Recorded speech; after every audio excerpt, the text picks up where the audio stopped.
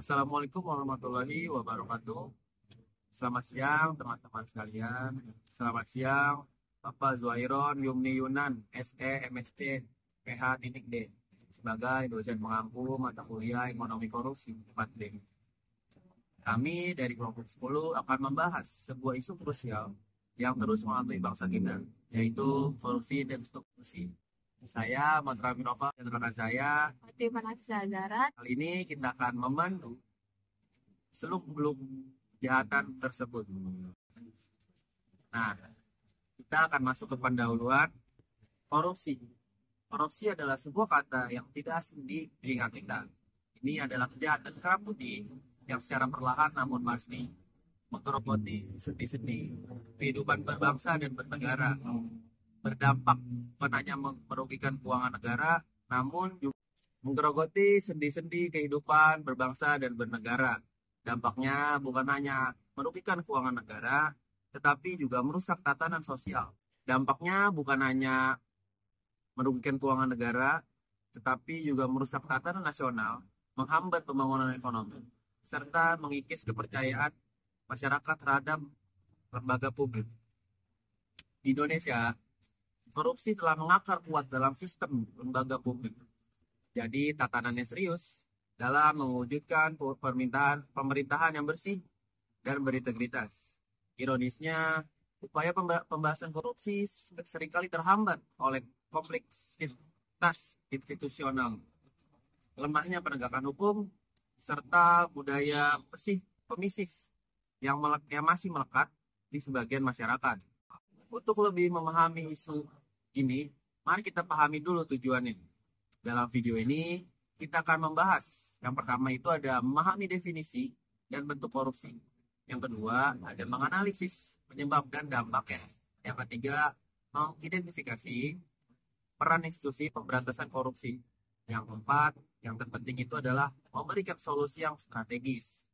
Nah, korupsi sederhananya itu adalah penyalahgunaan kekuasaan untuk keuntungan pribadi, merugikan negara dan publik. Contohnya itu kejadian seperti suap, penggelapan, pemerasan. Penyebabnya sering kali karena pengawasan yang lemah dan transparansi yang rendah, yang kemudian berdampak pada pembangunan terhambat dan hilangnya kepercayaan. KPK atau Komisi Pemberantasan Korupsi memiliki peran sentral dalam memberantas korupsi melalui pencegahan, penyelidikan, penuntutan, dan edukasi anti korupsi. Dan tentu saja, kami akan menawarkan solusi strategis seperti penindakan tegas, pencegahan transparan, serta pendidikan anti korupsi. Nah, kali ini kita akan masuk ke teori dan kerangka. Nah, secara teoritis, korupsi seringkali dipandang sebagai konsekuensi dari desain institusi yang lemah, seperti yang dikemukakan oleh North dan Ross Ackerman. Struktur dan insentif dalam birokrasi sangat mempengaruhi perilaku.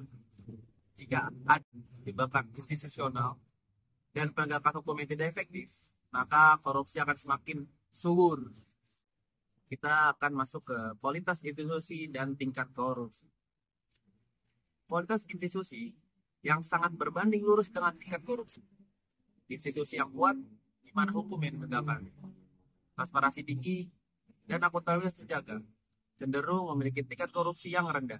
Sebaliknya, institusi yang lemah justru membuka peluang yang besar bagi praktik korupsi.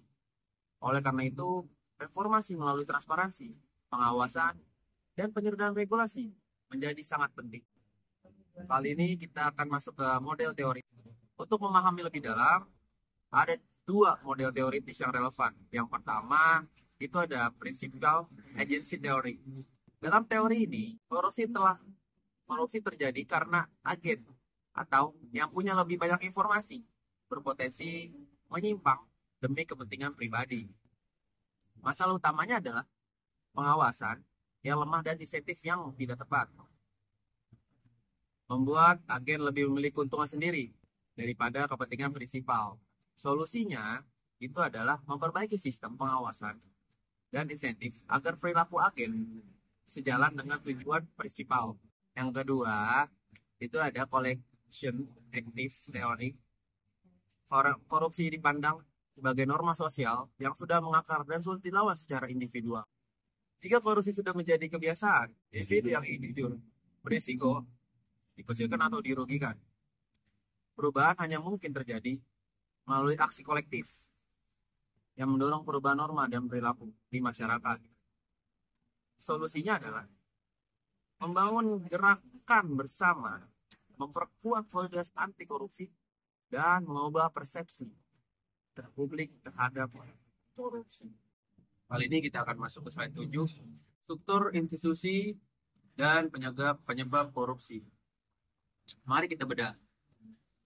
Struktur institusi, tikus dan penyebab korupsi di Indonesia.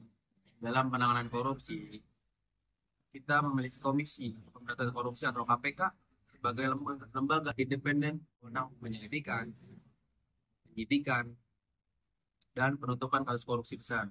KPK memiliki deputi untuk pencegahan, pendidikan, koordinasi, penindakan, dan data. Selain itu, kepolisian dan kejaksaan menangani kasus korupsi skala kecil dengan koordinasi dan supervisi bersama KPK. Namun, ada tantangan institusional seperti tumpang tindih, kewenangan antar lembaga, koordinasi yang belum optimal, dan potensi konflik antar lembaga. Penyebab korupsi juga multifaktorial. Faktor hukum, artinya regulasi yang tumpang tindih, multitafsir, penegakan hukum yang belum konsisten, dan saksi yang kurang memberikan efek jerah. Faktor kelembagaan itu seperti sistem pengawasan internal yang lemah, overlap fungsi antar lembaga pengawas, dan resistensi birokrasi terhadap perubahan. Faktor-faktor yang ada itu ada faktor sosial ekonomi, artinya gaji dan kesejahteraan aparatur yang rendah dan budaya yang permisif terhadap korupsi dan sistem politik yang transaksional. Dalam konteks yang lebih luas, kita melihat bagaimana institusi formal dan informal berperan. Misalnya, pertumbuhan startup di ekonomi kreatif didorong oleh kemajuan teknologi yang memungkinkan solusi inovatif, akses ke modal dan investasi, dan pertumbuhan ekonomi digital yang menciptakan layanan baru. Selanjutnya, sistem politik demokrasi versus autokrasi. Sistem politik juga memegang peranan besar. Demokrasi mapan cenderung lebih efektif mengendalikan korupsi melalui mekanisme check and balance.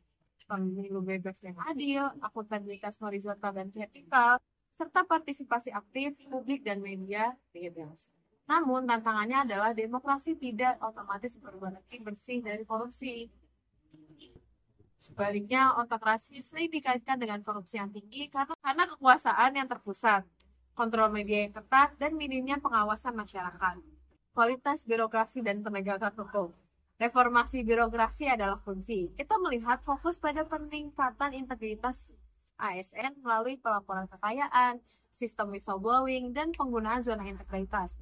Namun, tantangan seperti budaya paternalistik dan intervensi politik masih menghambat efektivitasnya. Penggunaan e-governance untuk transparansi dan efisiensi layanan, digitalisasi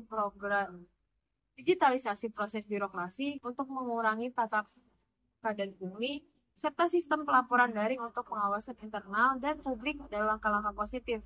Namun, budaya paternalistik yang menghambat profesionalisme ASN dan intervensi politik dalam mutasi dan promosi jabatan masih menjadi pekerjaan rumah yang besar. Korupsi menghambat reformasi. Korupsi adalah penghambat utama reformasi kelembagaan. Ia mempertahankan sistem yang tidak transparan dan minim akuntabilitas. Di Indonesia sendiri, bahkan desentralisasi membuka pusat korupsi di daerah karena lemahnya pengawasan pusat.